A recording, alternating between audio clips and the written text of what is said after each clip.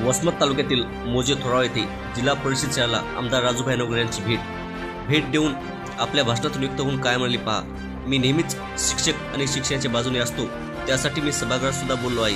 कारण शिक्षक आणि शाळा देशाचे आधारस्तंभ आहेत. सर्व समस्यांचे निराकरण शिक्षणामुळे होऊ शकते, म्हणूनच मी नेहमीच शिक्षणासाठी अग्रेसर असतो, असे गौरवशाली उद्गार राजूभाई नवघरे यांनी शाळेतील विद्यार्थ्यांना मार्गदर्शन करताना केले.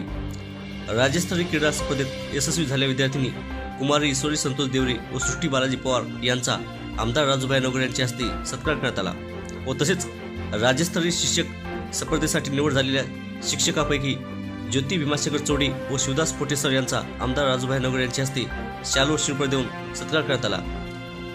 शाळेच्या अभ्यासगट उपक्रमाचे कौतुक केले. शाळेच्या गुणवत्तापूर्ण शिक्षणासाठी व गावाचे सहकार्य बघून आमदार साहेबांनी सभागृहासाठी 10 लाख रुपये निधी याची आश्वासन सुद्धा दिली आहे. कागबन ते थोराव शिक्षणासाठी येत असलेल्या विद्यार्थ्यांना मोफत सायकल देणार असल्याचे सांगितले आहे. या कार्यक्रमाप्रसंगी आमदार राजूभाई नवघरे यांचे स्वागत शाळा व्यवस्थापन समिती अध्यक्ष नवनाथ देवरे आणि मुख्याध्यापिका श्रीमती शकुंतला छपरे व पुष्पा जोशी मॅडम यांनी केली. या कार्यक्रमाची प्रस्ताविक राजा कदम यांनी केली तर सूत्रसंचालन श्रीमती उषा घोडके यांनी केली तर आभार ज्योती चौडे यांनी मानले. समृद्धी मराठी न्यूज नेटवर्कसाठी वसमतवरून सुबेद मस्की.